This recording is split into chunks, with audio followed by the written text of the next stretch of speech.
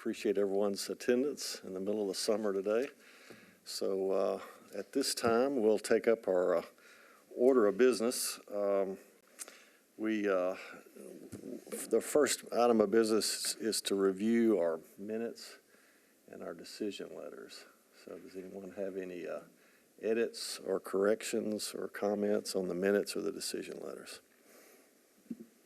I somehow became Cassie instead of Carrie after the second. So probably needs. Okay, so we've got one edit. Anybody else? Okay, did you put that in the form of a motion? Are we doing just the minutes? Why don't we do both unless we don't have unless we have any kind of edits to the decision letters? I make a motion to approve the meeting minutes and approval letters from the. Was it the May meeting? Yeah, from the May 23rd meeting with the change of name correction. Excellent. All right, is there a second? All right. We have a properly made motion and a second. Any further discussion on the motion? All right, seeing none, all those in favor say aye. Aye. Aye. All those opposed? All right, motion passes unanimously. All right. It's the first time I ever used a gavel, so I'm a little hesitant to be too rough with it. So, okay. So our next item of business is to take up our cases that you all have been so patiently waiting on. So I can't promise because we started late that we're going to give you a favorable decision, but how about we be extra nice this morning, okay? All right. So if I have our first applicant come up to the table. All right. Good morning. Good morning. Okay. All right. If you'll just give us a minute to take care of some of the details, we'll ask for your presentation in just a minute. So. We're just going to ask for a continuance. Okay. All right. All right. All right. All right. Thank you, sir. Mr. Mishu, would you like to read the opening statement just so we can take care of some of the legal details? Sure thing, Mr. Chair. Opening statements to the applicant. If you're not satisfied with the decision made by the Stormwater Management Committee, you may appeal the decision by writing for a writ of certiorari with the Davidson County Chancery or Circuit Court. Your appeal must be filed within 60 days of the date of the committee's decision. You're advised to seek the independent advice of legal counsel to ensure that your appeal is filed in a timely manner and that all procedural requirements have been satisfied. Okay. All right. So understand that you're going to ask for a continuance. Yes, Your Honor, we will. All right. All right. Thank you. I'm sorry. I told you I was going to be nice. Yes, And he is an attorney, by the way, so he's addressing who he's normally used to addressing. So Yeah, I'm used to okay, so he's not asking for anything today, so he can't be being extra nice to have anything changed, right? All right, so we have a motion for a continuance. All right, so we have a motion from Mr. Dale for continuance. Is there a second? Second. All right, motion been made and properly seconded. Any other further discussion? All those in favor say aye. Aye. All those opposed? All right, motion passes. All right, thank you. Sorry you had to come here to do that, so, and wait. Okay, all right, our next case, we've got a good record started here on processing requests, so Mr. Mishu, are you ready to read the opening statement for the next case? Thank you, Mr. Chair.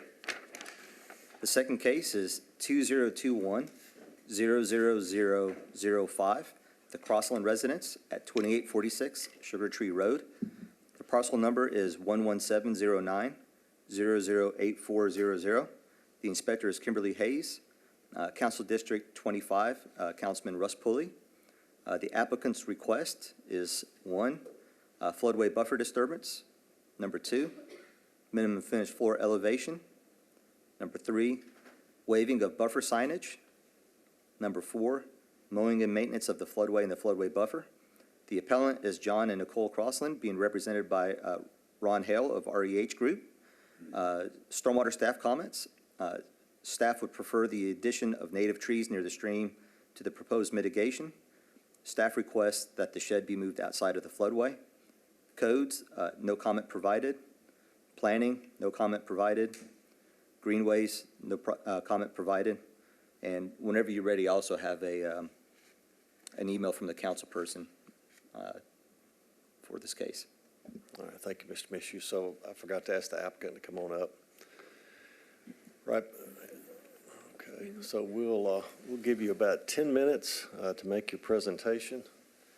And then after that, for members of the audience who would like to speak in favor or against the proposal, we'll take your comments at the mic.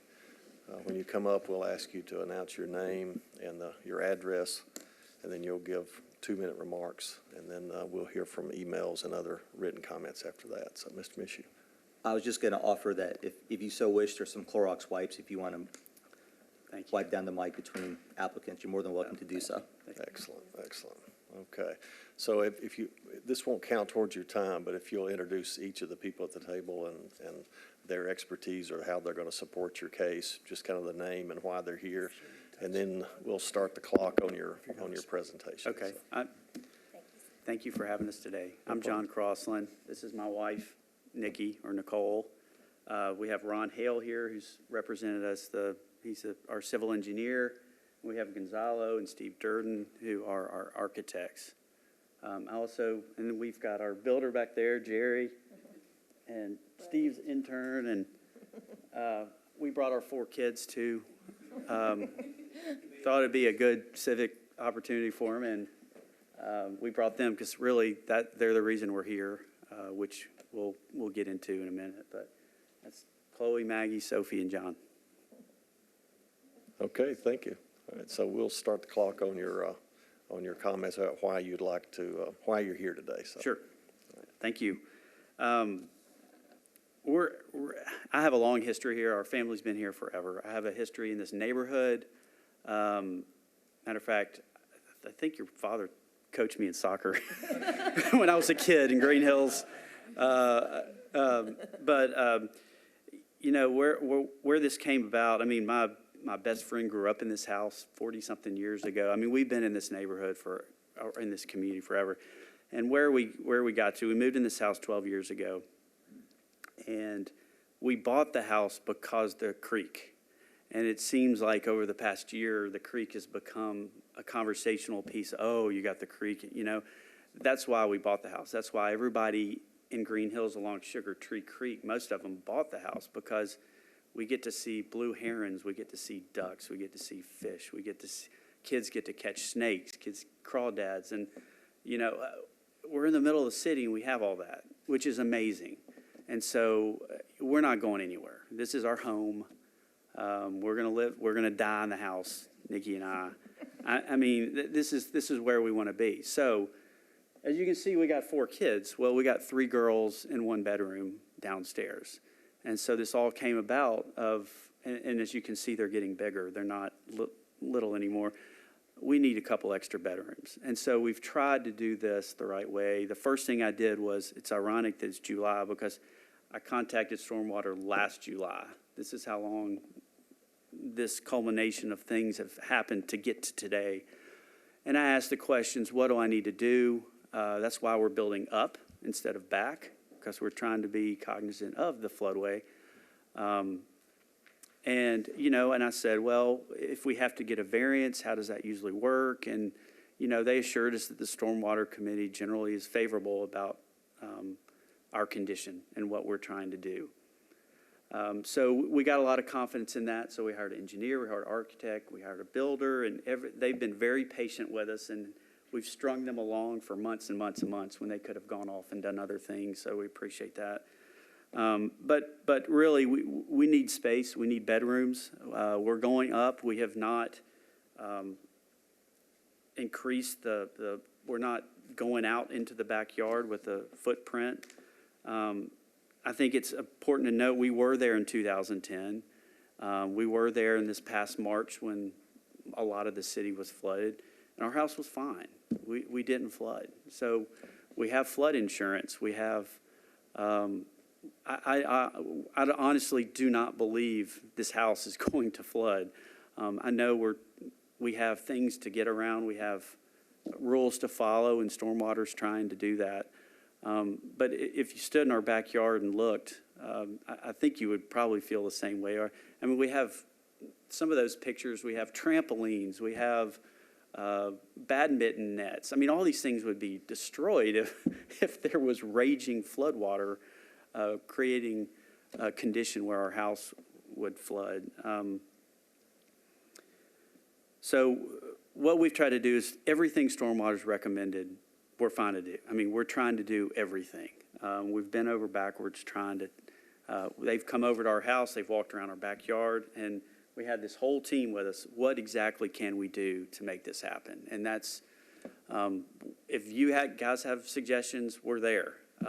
We're willing to do anything. I mean, really, we're willing to just say, if we do have a flood, if the issue, they've talked about the issue being that the city qualifying for insurance through FEMA, I mean, we'd be willing to say we won't even file a claim with FEMA. I mean, that's how much I believe that this house is not going to flood.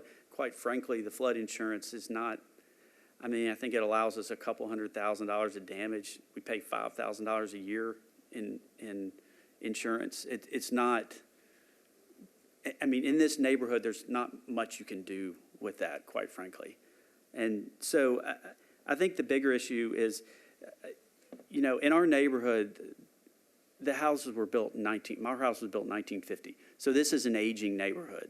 And so you have this creek that snakes its way right through the middle of Green Hills. All these houses are getting older, and they're going to need rehab. They're going to need upkeep. And so I really don't want to see our neighborhood get to the point where contractors just come and tear the house down and rebuild it 4 feet higher. And it'll destroy the look of our neighborhood, quite frankly. And it fixes a symptom. I mean, really the problem is the fact that, you know, one, the creek was covered with concrete to put the sewer in. And no mitigation of that has occurred. There's no, and I know I'm getting off topic, but I'm trying to get to, there's other ways rather than make the homeowners, who these are our homes, suffer because of excessive water flow, from other projects that aren't in the floodplain, I know our neighbor that's lived there since the 60s has tried to get the creek dredged, you know, to take some of the stone out. There's other ways to go about this rather than just tell everybody in Green Hills they can't do anything to their house. Because the 50% rule is as good as that is. I mean, that'll get you a kitchen remodel. That'll get you, yeah, you can't really do anything substantial because the value of the houses continue to go down because you can only build 50% of the value of the home. Well, the home that's 70-something years old is only going to go down when the property is going to rise. So you can do less and less over the years. So what you're going to end up doing is having dilapidated buildings through the middle of Green Hills because we're the city's hands tying. You know, they're tying our hands together and our feet, saying you really can't do anything. And raising the house is not. We've got an estimate on it. I mean, it's not. We don't see that it's very practical. By the time you tear all the brick off, tear the 3 chimneys down, raise the house up, and quite frankly, look like a house that belongs on the beach in Miami in the middle of Green Hills. It's been done a couple times, and I'm not sure, including the homeowners, I'm not sure anybody's really happy with that option. I know we're not supposed to bring expense into the matter, but really it's very expensive, and it's really not practical. So I'm trying to develop some type of hardship, and the hardship is bigger than just our property. The hardship is, what are we going to do with this neighborhood that goes along this beautiful creek? And how are we going to preserve the wildlife, quite frankly, in the creek? I mean, you bring in big trucks and jack up all these houses, or bring in new contractors and tear the houses down and reshape the land and rebuild the buildings. All of a sudden, this oasis is not there anymore. It's just it's like what they did behind Dartmouth Avenue, where in Sugar Tree neighborhood, where they just put a big concrete bottom to the creek, and all that does is flood the houses because there's no place for the water to soak into the ground. And so I don't want to see that happen. And so, you know, if our house can withstand a 1,000 or 500 year flood, no matter what, I mean, I've heard both. It called 2010. I just the possibility, the minuscule amount, percentage of our house having some huge flood event, I just don't think would suggest that we should have to go through such a huge process of raising or tearing down the house. I don't think that's the answer. We didn't get signatures. We were told we didn't need to, but we have, everybody in our neighborhood. I was telling these guys, I feel like a movie star or whatever going through my neighborhood. There's so much interest. I cannot walk down my street and not have like 5 conversations about what's going on. So our neighborhood's very interested in what happens today. I'm not sure anybody's taken this far like we have. And not a single person is opposed to what we're doing. So we do have our community support. As Steve said, we have our council member. We have the email of his support. And so really, everybody supports this project. So have I forgotten anything? Okay. Is that it? So we'll have some technical questions for you. Those are the kind of things we're kind of bound by. Sure.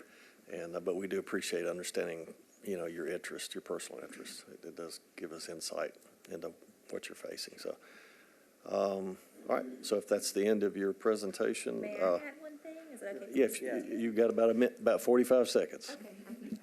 Well, mine is just from a mother's perspective. We did buy this home when I was pregnant with Sophie, the little curly-haired one here, and we did buy it for the creek. Just because our kids, they spend so much time in it. Their friends want to come over and play in it. So if you just had a birthday party, that's all they wanted to do was have a creek walk. It just has been, and our kids love our home. The old stature of the home, the uniqueness. I mean, I think some of them wouldn't want to do this project. They just love our home. It has been, as Chloe's turned 15 and Maggie 13, they just need separate places to do their homework at night. They go to bed at different times. But we just love our home. It means so much to us. We love our community. Like John said, we have a great neighborhood, great neighbors. And it would just really mean a lot to us to be able to keep our home as it is for our kids and just go up and give the little space we need, but kind of keep the old and unique structure to it for our family. It just means a lot to us. Jerry's saying we want to preserve all our floors, as Yeah. many windows as we can. We really want our house to remain as close to the way it is as we can. We just need some more space. Okay. All right. Thank Thank you you. very much. Yeah. All right. So that ends the presentation portion. We'll have a lot more questions for you because we're going to need to know the details about the technical details of the variance. So, and we're pretty good about getting to the bottom line fast.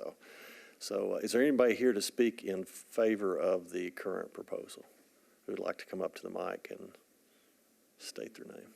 All right. All right, Steve, can we get that list? Yeah. There were a lot of people who wanted to come, and Okay. it was getting out of hand, so. Okay. That's all right. It's again, the We didn't bring them all. okay, good deal, good deal. Write your name down. All right. So we're gonna pass that by everybody on the committee so they see that. It looks like, are there addresses on there too, Roy? Okay, so that helps.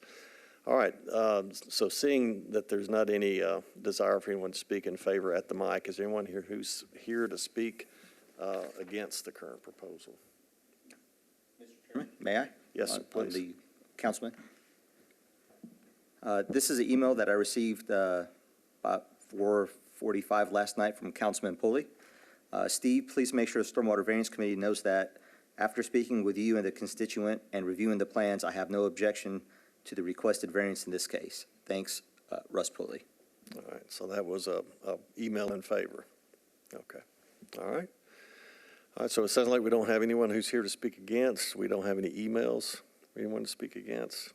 Okay, so we're going to close the public hearing at this time. So just for everybody's information, this is the period where the committee asks questions, debates the proposal. So we are closed to comments from initiated by you until we ask you for a comment, and we have closed the period for people to come up and speak at the mic. Okay.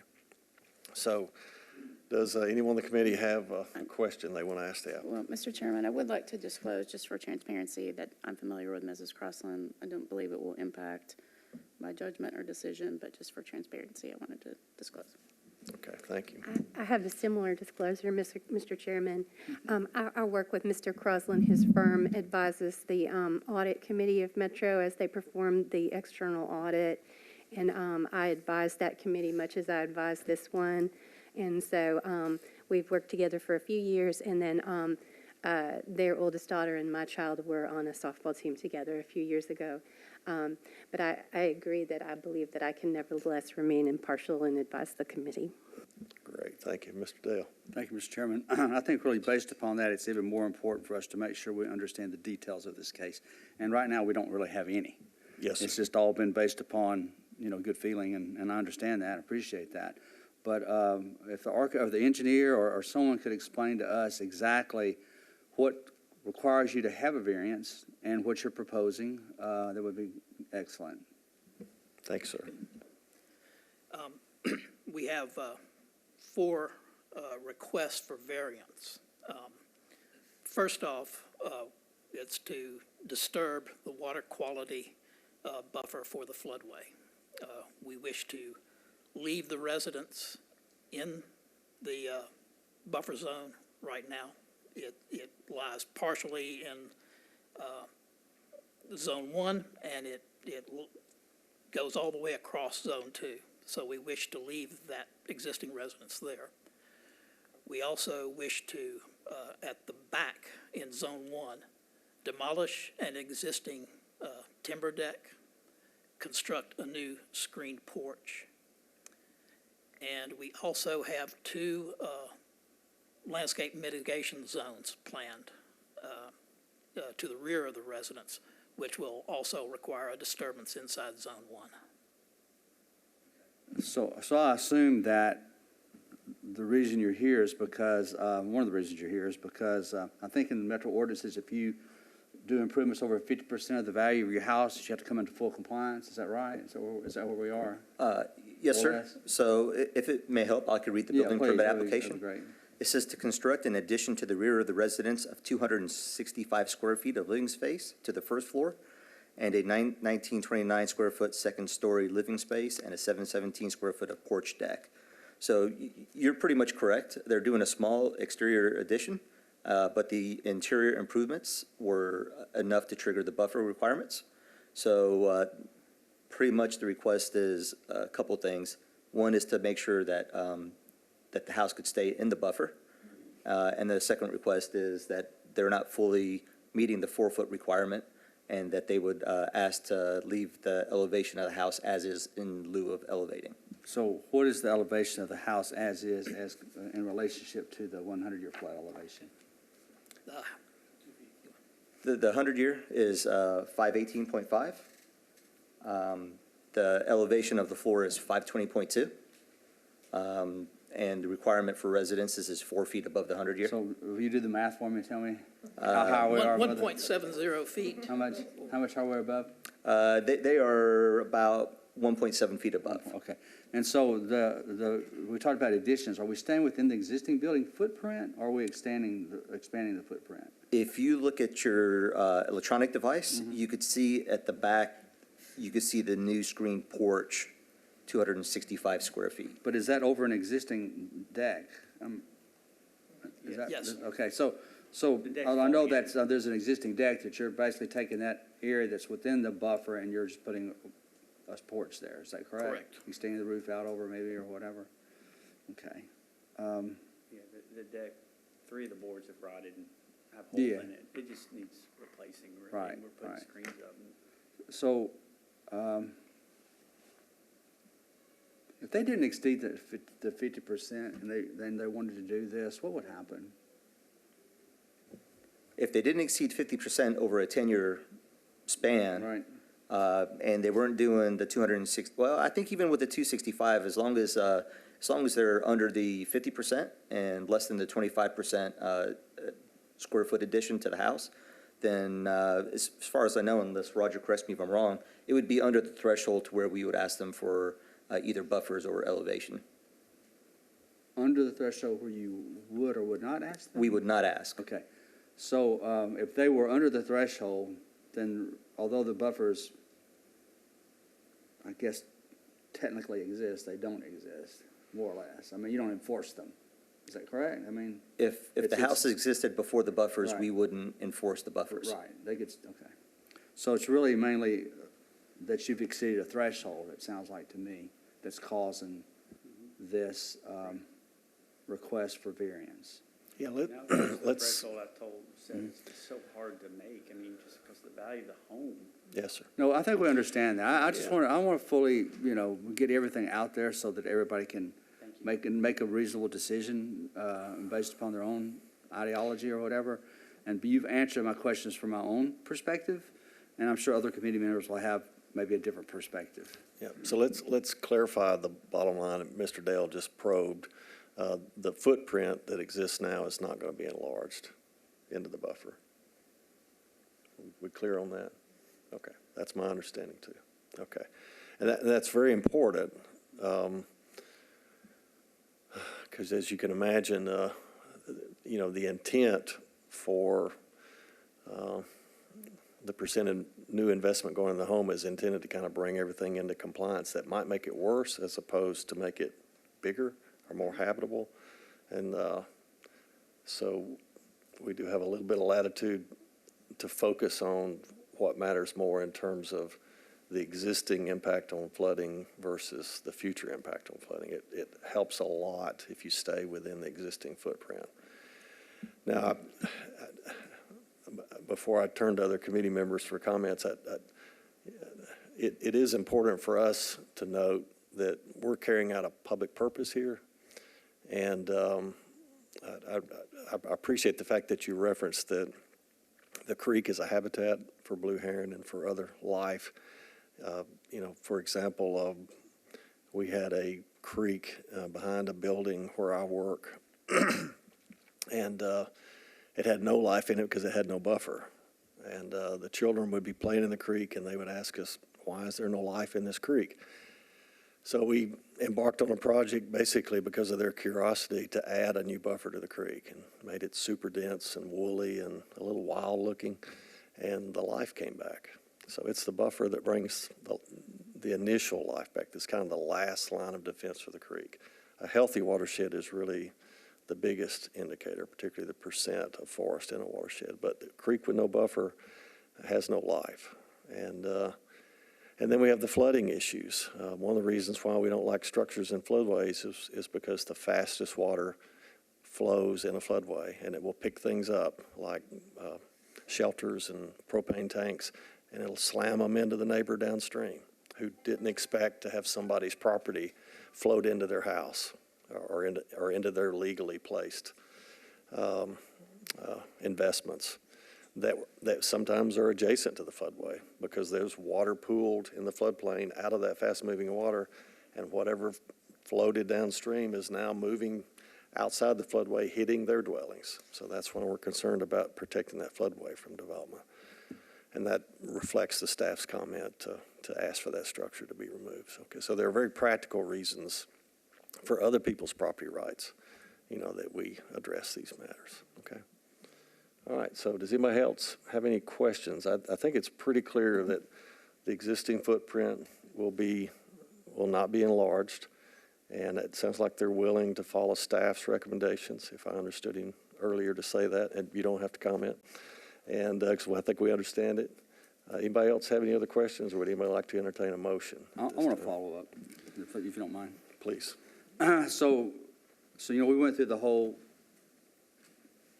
history, and the fact that you have exceeded 50% does require a variance, and for us to issue a variance, then there needs to be some form of mitigation. And that's what I think the Dodge is trying to relate to. So can you talk to me, in addition, what are we doing as far as mitigation other than maybe removing the shed? Is there anything else that we're doing here that's being proposed? We have two areas, and you have it on the screen up there. We have two areas of landscape mitigation, which we have kept that outside of the floodway, not to disturb it, but we're requesting to place it inside Zone 1. We're using native shade-tolerant, water-tolerant species to plant those pretty densely, shrubs and ground cover plantings. In particular, to the west side of the site, or to the left-hand side on that image, we're using it to intercept the drainage from a cross culvert on Sugar Tree. the Crosslands at the southwest corner, front corner of their property, a cross culvert does discharge into their yard. And so we're using our buffer zones to help intercept that flow. And we're also doing the similar thing over on the east side of the site where runoff from the driveways and between the houses flows down to the creek. And we're requesting to put that in Zone 1, but we're keeping that out of the floodway. Okay. And the floodway does have some existing thickets in there. So what are the elevations around the house with respect to the flood elevation? How far down? I notice I guess you're going under the building and you're supporting or adding some structural support to the existing building, maybe to add to the building. Explain that to me. I mean, I'm looking at this drawing. It says new piers at new loading points, and I guess that's, so what are we doing there? Oh, it's just trying to keep the water flow underneath the pier. So Okay. it'll be all concrete piers. Yes. With a typical Simpson storm tide Okay. support for the timbers, and then for the deck, and then so that the water can just flow. That's why I in asked case. that. I Right. assume it had something to do with the flow of water. Right, just try Okay. to keep the flow of the Because water that's really running. sort of Correct, something we'd want to know too, that you're doing, that I think is good. right. So, excellent. Well, that's the Can I only, make one, Yes. answer your question about the Yes. 50% value Mhm. also? Because of COVID, it's the materials? lumber. Yeah, materials, right, it's doubled. So right. it's really put us in a bind if we could get under that 50% Right. and not have to ask for these variants. But with material costs and stuff, everything's doubled because of COVID. Sure. Thank you. Yeah, I think Mr. Dale was being modest earlier when he asked someone to do his math for him. As you can tell, he knows his stuff, so. All right, so, yes, sir. I have one for Mr. Mishu. Can I ask? Tell me again why in the staff report the shed came into play here. It's an existing shed. I presume it's not proposed. It may have been installed prior to the buffer establishment. Why are we concerned with the shed? We're concerned because FEMA's concerned. So during our last visit that they came with the audit, they had a few recommendations for us. And they appeared to be very interested in sheds and fences. So whenever our regulatory board is interested in something, it makes us very interested as well. And can you tell us why that matters practically to insurance holders in Davidson County? Well, sheds and other structures tend to float rather easily, and they end up in other people's properties, or they end up near cross drains or bridges. And when things get clogged up, then additional flooding may occur. And does that affect flood insurance rates? If we're not in compliance with FEMA's recommendations potentially? Oh, absolutely. I mean, our task is to absolutely make FEMA happy. You want to jump in, Mr. Rod? Sure. Mr. Lindsay, welcome. Thank you. I'm Roger Lindsay, practice leader for stormwater and floodplain management. And so we had dozens and dozens of sheds float off of properties on 7 Mile Creek back in March. We're still trying to find the owners of some of those. In the 2010 flood, we had a house on Del Rio. A man had 3 sheds in his backyard, and we were wondering why you needed so many storage sheds. He says, I don't own a storage shed. All 3 of them came from somebody else's property upstream of me. So it is a big deal. It is an issue, and it's one of the reasons why we ask that you get it out of the floodway and move it up closer to the house. And I want to just touch on 1 or 2 other things. You've mentioned, Mr. Crosland, the concrete bottom of the creek. There was a sewer line that was installed in Sugar Tree Creek, probably when I was still in short pants.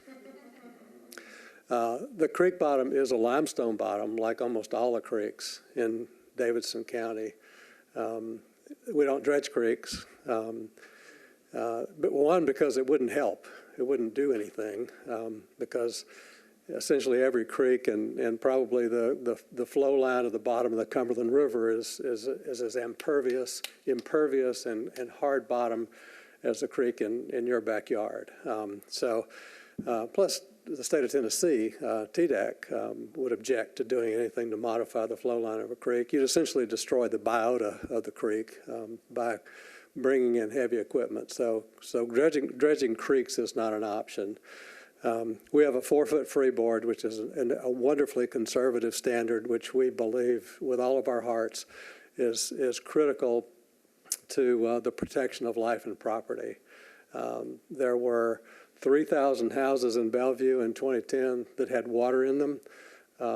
Most of those, a couple thousand condominiums in Bellevue had 4 feet of water in them, and they were built 4 feet above the base flood elevation because we had a flood of record that went 8 feet above base flood elevation. 7 Mile Creek experienced a flood of record in March of this year. If that 8 inches of rain that fell on 7 Mile Creek and Mill Creek over in Creve Hall had fallen on the Green Hills Mall, there would have been water in your house. So we don't want to make light of the fact that, you know, people frequently say, well, I didn't flood in 2010, so I'm good to go. Well, if the rain falls in your neighborhood, get your water wings, and because extreme events are happening at an alarming frequency. We're seeing an 8 to 10 inch rain event every 8 to 12 months in Davidson County over the last 4 or 5 years. 2 of the last of them have fallen on the Mill Creek area. In March, we had some 500 houses impacted in Mill Creek and 7 Mile Creek with water in them. As we talk about this 50% level and bringing houses into compliance, everyone should just be aware that we are very serious about our conservative requirements. We're admired across the United States because we have a 4-foot freeboard. Other cities call me regularly and say, how do you get a conservative freeboard like that in place? So it's important. My only recommendation is keep your flood insurance current because it's the trigger to a lot of things going forward. If you ever did experience events, I work with people here in Nashville regularly that didn't have flood insurance and they find themselves not entitled to certain federal benefits when they do get water in their homes. You got to have flood insurance if you want to take advantage of increased cost of compliance money to raise your house after you've flooded several times. The houses on Dartmouth, repetitive loss properties, those houses on Dartmouth, we've had 4 or 5 that we've had elevated. Some of them have been torn down and built back to new standards. Some of them have been elevated. They needed to do that because they were just going to flood again. That little trib that runs behind their homes is a flood-prone creek, so just be alert to the fact that these higher standards exist for a reason, and they're important. So, any other questions relative to elevations? This house does meet the FEMA minimum standard for the elevation structure. It's not quite 2 feet above base flood. I think there was some discussion about your mechanicals. They're like a foot below base flood. Those need to be elevated so that they're a foot above to meet our requirement for mechanicals. And to protect your property, so, yeah, and your investment. All right, thank you, Mr. Lindsay. Okay, so even if we decide to grant the variance today, if you decide this is not the kind of investment you want to make because we're seeing these things get worse, you probably want your kids to inherit your home or at least inherit the value of your home. So yeah, we're just sharing this with you for your own benefit and doing the things that protect your neighbors in our community in the public interest. So. All right, so do you have I think any Mr. Crossland had a comment, maybe, or are you okay? Okay. He's exactly right on the shed. We saw one go down Sugar Creek. But our shed was specifically built to be destroyed before it floated. It's anchored into the ground and it's on 4 Bricko blocks. We're still willing to move it wherever we need to move it. But it will not be, we were very cognizant of not sending that thing down the creek.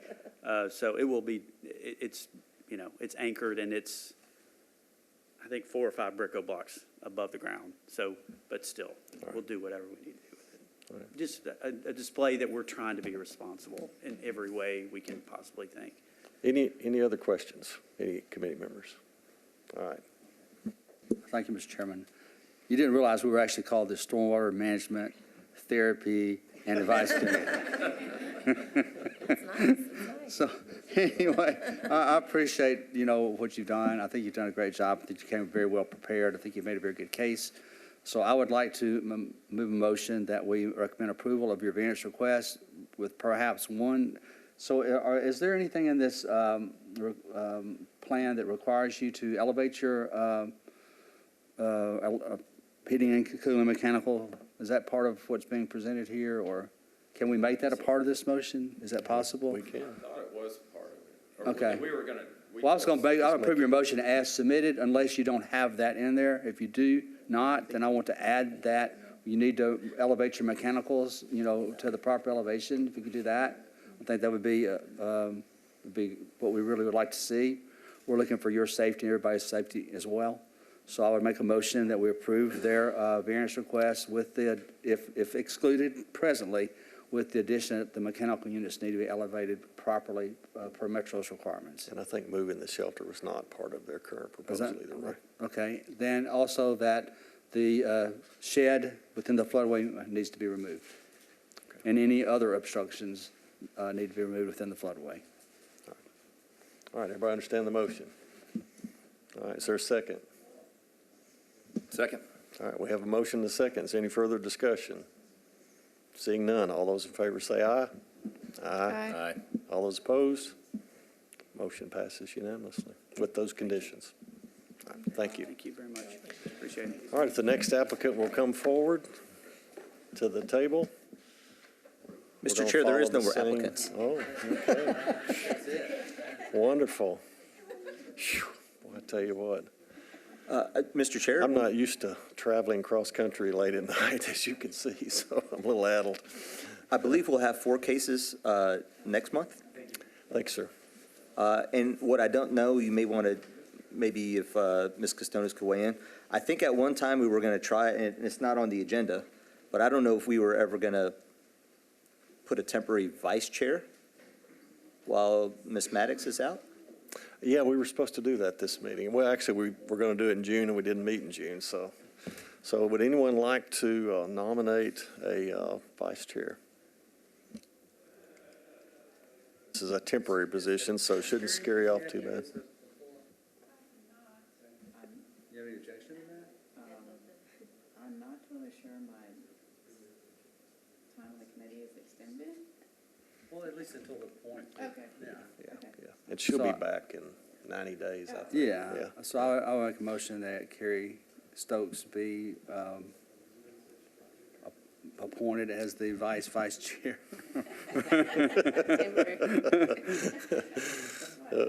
And their name Or is spelled. Cassie. And that we have an alias for her, so Yeah, that covers that. All right, so That's my Cassie Carey has been, Stokes has been so moved as our replacement vice chair while our current vice chair is on leave, medical leave. So is there a second? All right, motion been made, probably second. Any further discussion on the motion? Seeing none, all those in favor say aye. Aye. All those opposed? I vote aye too, by the way. Congratulations. Motion passes. Okay, so I'm a little intimidated by the number of people in the room. Am I forgetting something? We never have this many people here. I think they're here to scope us out. I think they came because they heard I was late, so they just want to come see Mr. Chair, a spectacle. So. everybody in the crowd is, I'll say, a Metro employee of a sort. Okay, yeah. With almost Of a everybody- sort, okay. With almost everybody being Metro Water employees. Okay. With the front 3, they have a case coming up before the committee next month. Next month, okay, so you're observing how mean we are, how nice we are, right? Okay, good. You know, it's kind of a COVID thing that we're all kind of excited just to come out like we didn't used to, so maybe this will be traditional from now on. We won't feel so lonely here with just our applicants giving they're asking for therapy, right, Roy?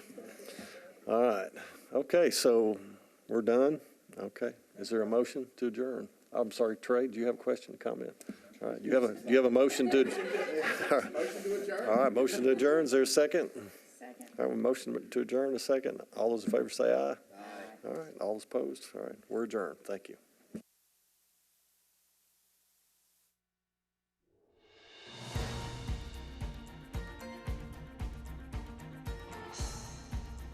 This has been a service of the Metro Nashville Network. If you would like to see this presentation again, or for more information about this and other programs, visit nashville.org.